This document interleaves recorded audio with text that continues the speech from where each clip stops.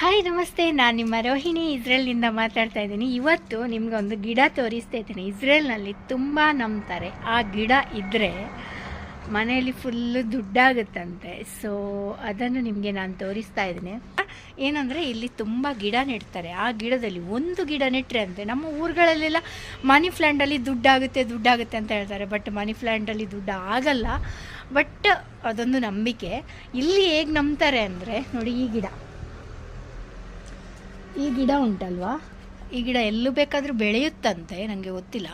But ಈ ಗಿಡ ನೆಟ್ಟರೆ ತುಂಬ ದುಡ್ಡು ಬರುತ್ತೆ ಅಂತೆ. ನೋಡಿ ಎಷ್ಟು ಅದರಲ್ಲಿ ಸೊಪ್ಪು ತುಂಬ ಬರುತ್ತೆ. ನೋಡಿ ಎಷ್ಟು ಸೊಪ್ಪು ಬರುತ್ತೆ ಅಂದರೆ, ಹೀಗೆ ಸೊಪ್ಪು ಬರುತ್ತೆ. ಸೊ ಅದಕ್ಕೆ ಹೇಳ್ತಾರೆ ತುಂಬ ದುಡ್ಡಾಗುತ್ತೆ ಈ ಗಿಡ ನೆಟ್ಟರೆ ಅಂತ. ಅದು ಎಲ್ಲಿ ನೆಟ್ಟರೂ ಆಗಲ್ಲ, ಬಟ್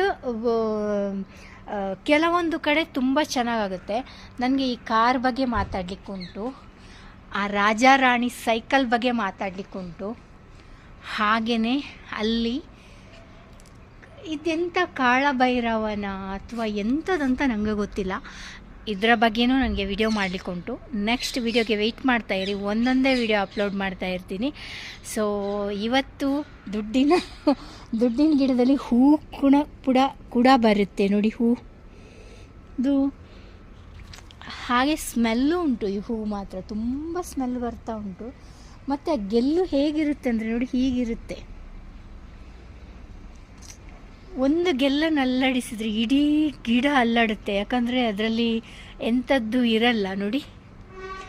ಒಂದು ಗೆಲ್ಲನ್ನು ಹೀಗೆ ಅಲ್ಲಾಡಿಸಿದರೆ ಇಡೀ ಗಿಡ ಅಲ್ಲಾಡುತ್ತೆ. Okay, thank you so much. Bye bye.